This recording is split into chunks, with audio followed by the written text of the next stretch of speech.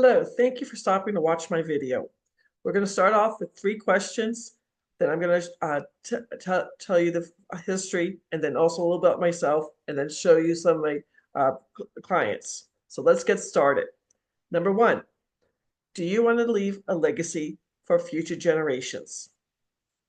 Number 2, do you want to save taxes year after year, generations after generations? Number 3, do you want to learn the secret of the rich? Imagine saving 4, 5, 6 figures in taxes every single year. You can use this money to put back into your business, pay off your mortgage, buy a new vehicle, take your family on vacation, give to a charity, or save for retirement. Imagine all lawsuits become frivolous and go away. How much time, money, anxiety, worry will you save because of the Spendthrift Trust? Imagine no one knows what you own, how much you own, where you own it, how much you own, and what you do with it. Unfortunately, there's a false rumor out there that your LLC, S Corp, or C Corp is private. Not true. 90% of all, 40% of all those companies get sued every year.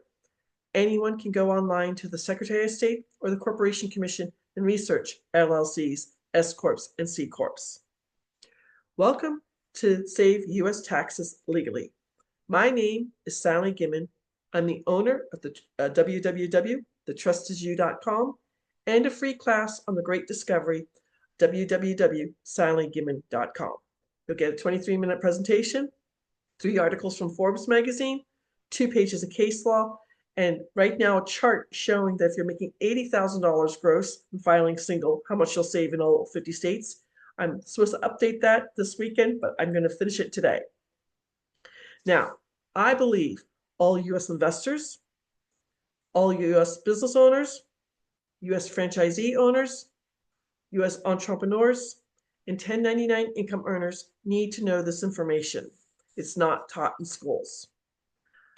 I believe that since I learned the secret of the rich, it is my duty to teach it to others. I'm very proud of the fact I was the first female mastermind in my real estate group to teach fellow real estate investors how to save capital gains, interest income, and rental income taxes. And I believe the playing field for all businesses must be equal. The Amazons of the world get free land in Long Island. My brother's brewery lost his lease because they wanted a higher paying a tenant. Now, the Spendthrift Trust is going to save you in 4 very important ways. It's going to, number 1, save you taxes year after year, generation after generation. Number 2, it's going to keep your information completely private. As I said, LLCs, S Corps, or C Corps can be researched 24/7, and 40% of them get sued every year. Number 3, all lawsuits become frivolous and go away. So if the renter's dog gets out and bites the mailman cannot come after the owner, can only go after the renter. And number 4, if you don't know about the 2024 Corporate Transparency Act from the Treasury Department, if you have the Spendthrift Trust, you're exempt from doing that paperwork. Please, if you don't have the Spendthrift Trust, do the paperwork. They are asking for your name, address, telephone number, driver's license, your EIN number, your passport number, all sorts of information. So far, the database has been hacked 3 times in 2024. Again, if you have the Spendthrift Trust, you're exempt from doing this. If you don't, you have to do the paperwork for each and every LLC, S Corp, or C Corp, or doing business as that you have. Now, I know what you're thinking. How come my CPA, my financial advisor, how come they don't know about this? That's a great question. This is legal. It's in the IRS tax code 643B. I want you to Google tax code 643B. Other law firms sell the Spendthrift Trust, and you will find an opinion letter from the IRS dated September 11, 2018. It's an opinion letter. The IRS cannot change the tax code. Only Congress can. And right now, so many senators and congressmen have the Spendthrift Trust. It's not coming up on the docket. There are over 1 million attorneys in the United States. Only 4% are trust attorneys. The law firm I work on behalf of uh, was run by Paul Benson, a Harvard law professor. 76 years ago, he wrote 5 separate trusts, and now his grandson and great-grandson run the law firm. Even before that, this comes from England, way back when King Henry VIII, yep, that famous king who chopped off his wives' heads, started the Church of England. He went to go tax the lords and ladies of England, and they went back to the 13th century to the Magna Carta and said, no, no, no, no, King Henry VIII, you can't do this. It's contract law that came to the colonies while we were still part of England. Our current tax code went into effect in February of 1913 and was only supposed to be around for a few years. It's 111 years later. The only thing it's done is gotten bigger, bigger, and bigger. We entered World War I, so that's why it stayed.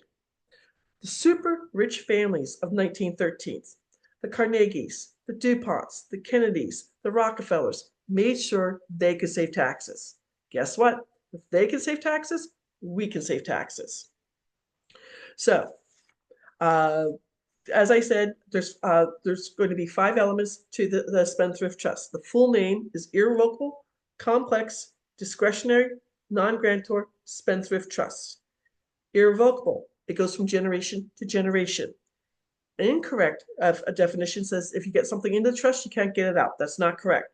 This goes from generation to generation. The Rockefellers Trust is 7 generations old and has almost 400 people under the same EIN number. Irrevocable, complex. This trust can hold money from day to day, week to week, month to month, year to year, decade to decade, century to century. 97% of the trusts sold in the United States currently are what my mom and dad had and what Susie Orman talks about on PBS television, the family trust. There's nothing wrong with the family trust. The only thing it's designed to do is avoid probate, and then it dissolves.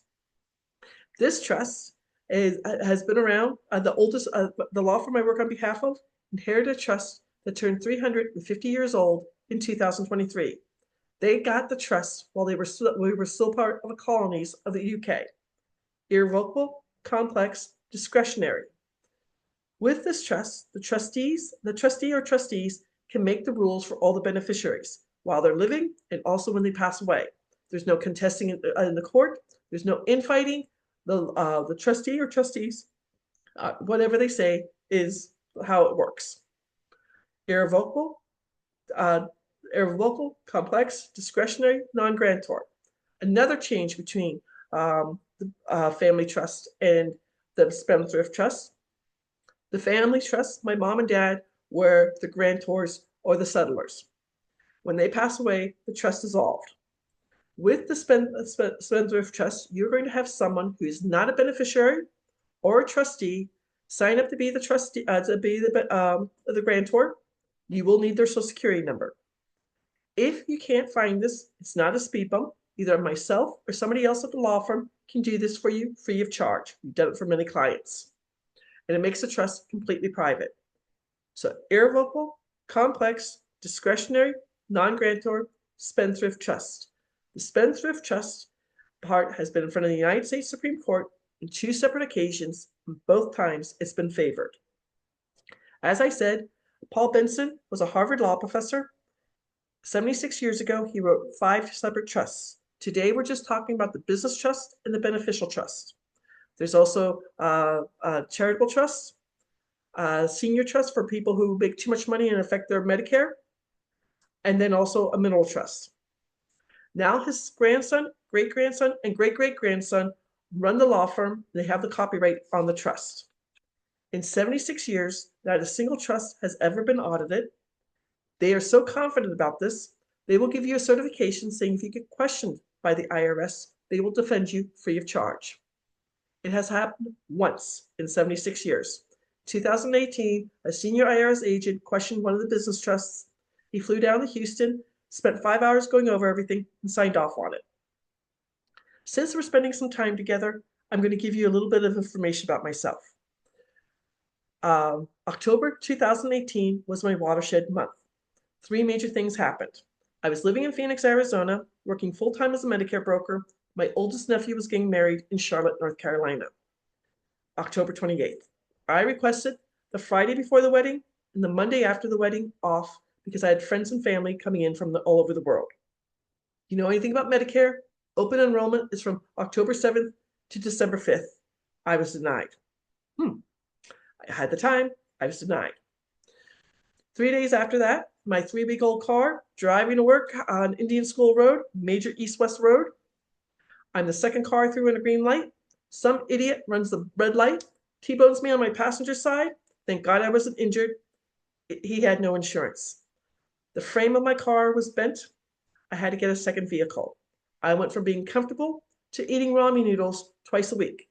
I'm no longer in college, and I'm back to eating like I was in college. Not good. Third thing that happened.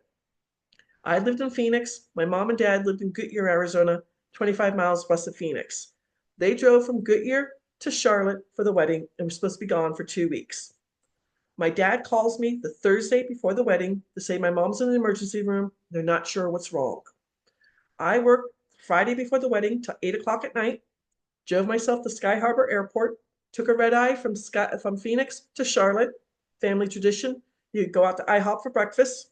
My dad and I drove to the hospital to see my mom. We walked in on the priest giving her last rites. I wasn't ready for that. 3 o'clock in the afternoon, I go to this fantastic wedding, have a great, great time. Next day, Sunday, my sister-in-law has a big brunch for all friends and family. My dad drives me back to the hospital to see my mom. I flew back to Phoenix at 2 o'clock in the afternoon because I had to be back at work at 6 o'clock in the morning. My dad stayed with my mom in Charlotte for 9 months. They were supposed to be gone for 2 weeks. Once a week, I was driving out to Goodyear to do the mail. The first week of December, there was a letter that was 27 pages thick. It was my mom's Medicare statement for being in emergency room and first month of being on a ventilator, and all the charges. It was $72,000. Thank God my dad was a retired military officer. He had TRICARE for life. I'm standing in my parents' kitchen. I have an $8,000 deductible for my health insurance. Thank God I wasn't injured in the car accident. I have 2 car payments.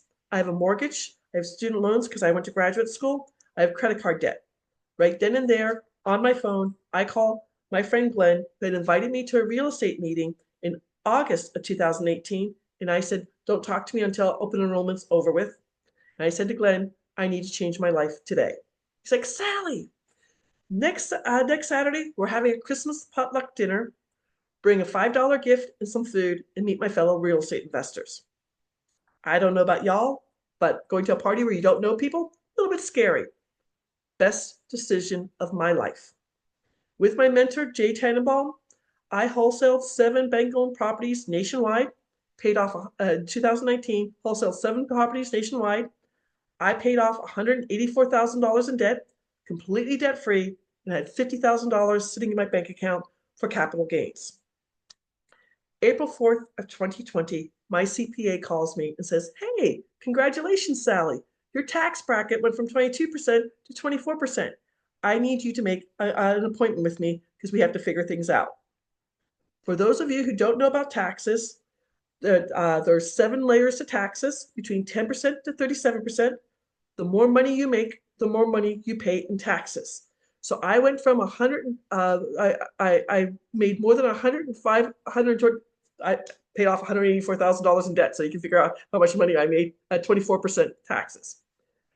I had $50,000 saved, and I had got on a payment plan because I owed the federal government $97,000 in short-term capital gains. I made an appointment with my CPA late in the afternoon, drove out to Scottsdale, went up, signed the paperwork, got my parking validated, went down to the parking garage, and I cried for 20 minutes. If you know geography, Phoenix, Scottsdale's east of Phoenix, so I drive back into Sunset, tears running down my face. My great Aunt Kitty in Ireland always said, sleep on it. Next morning, I wake up at 5 a.m., get on the computer, because I had read an article about the Rockefeller Spendthrift Trust that is called The Office. I spent the next 5 months researching the Spendthrift Trust in September of 2020, I started both my business and beneficial Spendthrift Trust. Now, I'm a real estate investor. I had to pay capital gains, which are just like federal income taxes. That's short-term capital gains. That affects crypto investors when they sell, forex investors, wholesalers, auction houses, tax liens, and fix and flippers. Long-term capital gains are a year or more and affect people if they're selling their business, selling an investment property, or a baseball card. Interest income taxes are for passive investors. If you are in a mutual fund, if you're in a REIT, if you are doing subject to real estate, the BRRRR strategy, I personally have notes. Forex investors get taxed twice, capital gains and interest income taxes, creative financing or seller financing. Dividend income taxes are for people in the stock market, day traders, options traders, futures traders, commodities traders, or if you're living off of dividends for your income, they're taxed just like federal income taxes. Rental income taxes. Yes, you can take depreciation or cost averaging or bring properties like that into the trust and continue doing that. But after that, you don't need to worry about that anymore because you'll save rental income taxes if you have short-term rentals like Airbnb or vacation rentals, 5 doors, 10 doors, 20 doors, multifamily, apartment buildings, commercial property, or if you're doing Airbnb arbitrage or rental arbitrage. Then there's royalty income taxes, tax a little bit less. So if you are in the NFT world, you're an actor, an actress, an author, an artist, have patents, copyrights, or intellectual property. My first property in the trust, I bought in July of 2020 for $20,000. I started my trust in September of 2020. So I Googled 2 bill of sales, 1 bill of sale from my LLC to me, 2nd bill of sale from me to my trust, drove to the bank, got them notarized. I had $10 in my wallet, handed it to the banker for consideration. He handed it back to me when he did the second notary, drove back home, scanned them, sent them to the attorney in Raleigh, North Carolina. The next day, the attorney asked for my first page of my trust. On August 28th of 2021, I finally went to auction for $64,326. I made $44,326 in profits, and I saved $10,368 on that first property. Woohoo! I just reinvested it. That's the beneficial trust for investors. Business trust is for business owners. You will save at least 90% on your federal income taxes yearly, and in 43 states no longer pay state income taxes. In 2023, 2022, and 2023, I personally saved 92% on my federal income taxes. I only paid 8% and did not pay North Carolina state income taxes. So the mechanic who's in New Jersey took some of that $3,309 he's saving per month. He hired 2 kids from high school who want to learn auto mechanics. They come after school and come on Saturdays so he can bring in more business and save more taxes. The salon owner and salon school in Los Angeles. She has 2 salons and a salon and a school, making over $1 million a year. She, with her $33,467 per month, she is giving scholarships to former gang members to learn how to be hairdressers because she's desperate for hairdressers. The Shopify owner is 23 years old, sells earrings in California. And if she keeps her store for the next 10 years, she will save $173,000 in taxes she'll never have to pay back. The home inspection company is in Ohio with 7 inspectors. The real estate broker is in Illinois. I made a presentation to his top 7 agents who are all making over $100,000 a year. The dentist is in California. The HVAC owner has 12 cars, saving money. The real estate agent for one house in August of 2023 saved $5,022. Since then, she sold 7 more houses. The business coach is in Indiana. The chiropractor is in New York. The gentleman with the 2 sub shops is in Ohio. He now has bought a 3rd sub shop.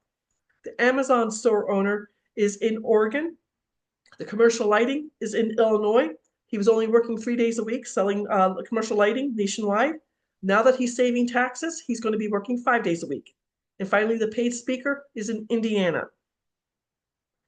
As I said, if you sell your business at a profit, you will be paying you will be paying long-term capital gains.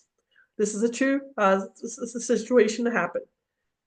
December of 2023, someone contacted me on TikTok saying his parents were selling their restaurant as is for $3 million. We got the father, Jim, on Zoom and explained at 15%, he would have to pay $450,000 April 15th of 2024. And at 20%, he'd have to pay $600,000 April 15th, 2024. They were working with a business broker, Sam. We had to get him to change the contracts. Sam bought the business trust and then told the gentleman who was buying the restaurant, it was going to be his 7th restaurant, he sold he told him about the business trust and he got a commission on that. I have a JV agreement. This is one of my favorite stories. Back in February of 2022, I took my friend Ingrid door knocking. We went to our favorite local pizzeria, a New York style pizzeria, got a white pizza, and chit-chatted for 2 hours. As we got up to leave, Mario, the owner, asked for my business card. He and his wife have 2 locations, making $15,000 a year, $180,000, $15,000 per month, $180,000 per year. They were doing their 2022 taxes, so they knew about this. A full year, they would save $27,193 in federal taxes and $7,710 in North Carolina state income taxes. So what they did in 2024, they opened up a 3rd location, and in 2025, they're going to open up a 4th location. When they retire in 2036, they're going to leave 2 pizzerias to 1 grown child and 2 pizzerias to a 2nd grown child. There's no inheritance tax, and the adult children will also save federal and state income taxes. Now, every time I sell a trust, I donate $100 in my mom's name to St. Mary's Food Bank in Phoenix, Arizona. It is the oldest food bank in the United States. Oh, can't say that right. My mom grew up in rural Ireland. My grandfather died December 1939. I can palm a basketball, and her fingers were an inch longer than mine.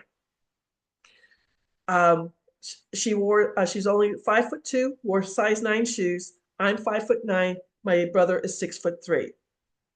I want to invite anyone who wants to learn more about the trust to schedule a 30-minute tax breakthrough session with me at www.thetrustisyou.com scheduling, or go out to my free class on the Great Discovery. It's my name, www.sallygimmon.com. This is not taught in schools. I want to teach as many U.S. business owners, entrepreneurs, franchisee owners, 1099 income earners, and U.S. investors how they too can save taxes just like the rich. Thank you for watching my video. I hope you learned something new. Set an appointment with me. Start saving today. Take care.